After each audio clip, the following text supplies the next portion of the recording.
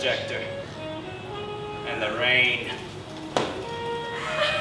drums its fingers on the cracked window of the door to my office.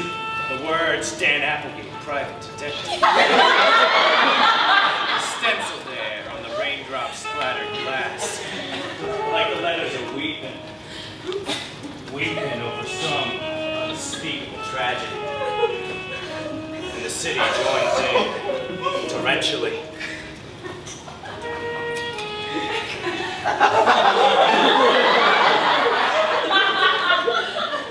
It's nights like these that make me run to my milk and cookies. Like a two-timing mister runs to his lady-in-waiting after his old woman gives him an earful.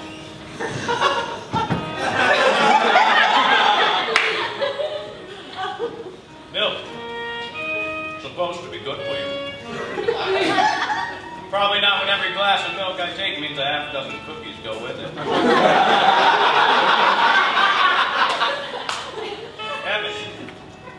Kevin sure thought it was good for him. Strange. I don't think about my brother and his milk all that often, even though he's the reason I'm here in this dingy part of town, in this run-down, crummy building. I would have quit long ago. His memory keeps me going. It's funny. Deja vu. The street lamp beyond my office door shines in the puddles, and I remember a different rain-drenched street. Fog obscuring the top of the Eiffel Tower. Walking with a bottle of wine tucked under my arm, a baguette under Kevin's.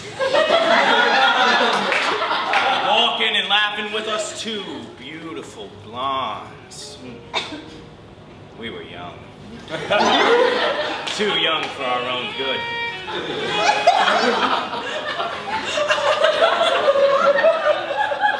But that was back in '34. Now all I got left of Kevin are these memories, and no one to blame but myself. A job.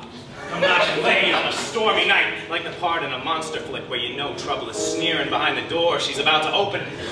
Careful as I always am, I pack my pea shooter in a pocket where it's comfortable and ready to jump. I call out to the figure at the door, and in walks a dame like no other. Tall and thin, with all curves and no angles. Straight, smooth legs of silk that disappear up into a modest skirt.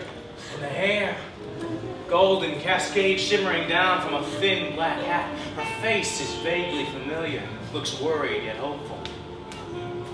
I knew she'd be trouble. I crossed the room and exchanged introductions.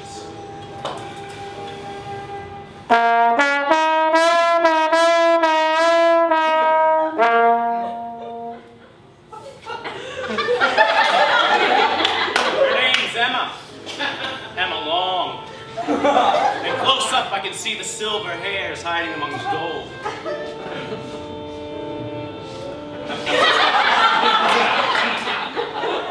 So tell me, what's a high-class lady like you doing in a dump like this? I asked after we made nice with the milk and cookies. And out it comes. A heart-wrenching story of a husband's speakeasy a couple of blocks over. To hear it from Emma, the joint had been hitting it big when some tough guys came and knocking, scared folks off, and the protection money they take each month is killing them. Could I help? The tears in her eyes, the way they flushed her cheeks seemed so familiar, but I shook it off. I've seen broads like her come into my office with that same look week after week. It's an exciting case. Normally I'm stuck with solving a small robbery or tailing a guy to be his sweetheart's eyes to catch him with his pants down. I console Emma with another cookie and eagerly agree to head back to the long shot club with her. Outside, the rain has stopped, but the chill of night has brought in a thick fog, like wading through a bowl of Mom's cream of broccoli soup. The night stifles our voices, like one of the gags some of my acquaintances like to stuff in my mouth, and pretty soon the conversation gets the hell out of Dodge. I don't miss it much, though. I start to get lost in my memories, as tends to happen.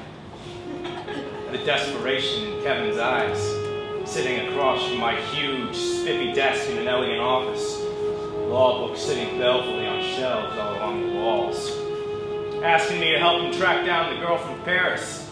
I tried to tell him to forget her, that he was being naive, but he left determined, convinced of an ideal he called true love. I found out years later that he had ended up dead in a nasty mob shootout.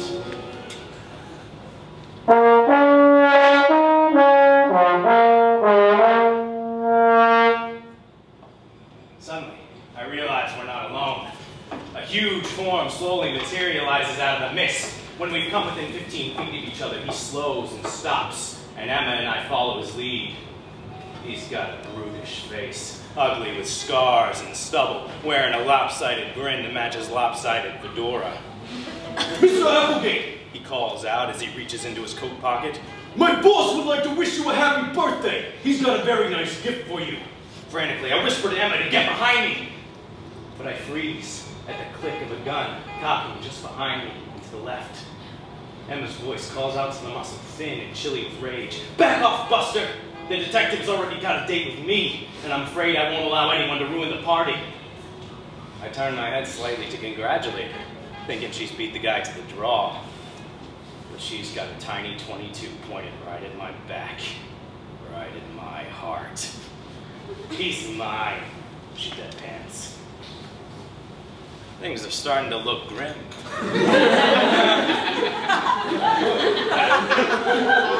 I've been in tougher spots before. Thinking quickly, I shoot the brute a bored smile. Glad you could make it, Johnny. Now will you please shoot the broad so we can get on with business? And out of the corner of my eye, I see the slightest twitch of uncertainty from Emma's gun as it starts to twist out towards Johnny. It was all I needed.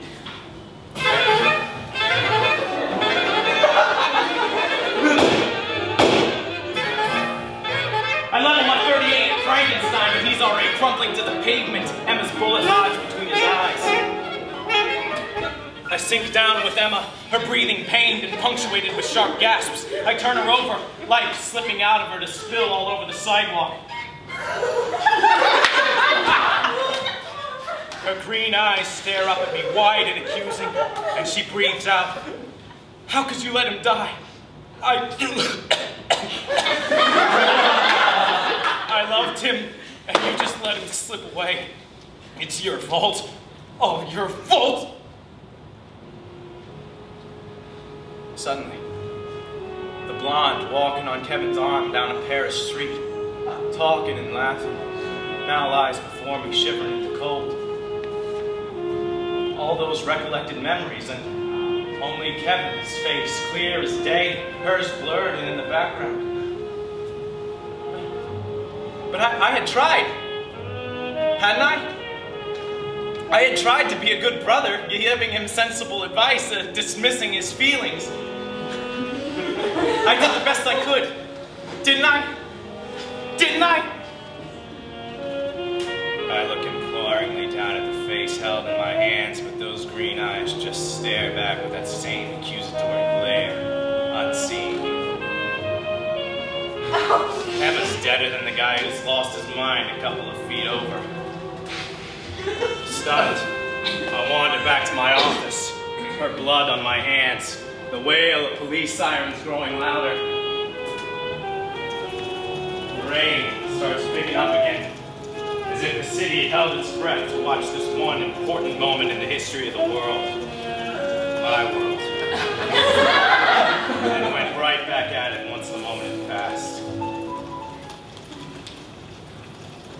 Sometimes, the only thing doing is to take your hits and eat a cookie. The city may weep, the city may wail, but at least I got my milk and cookies.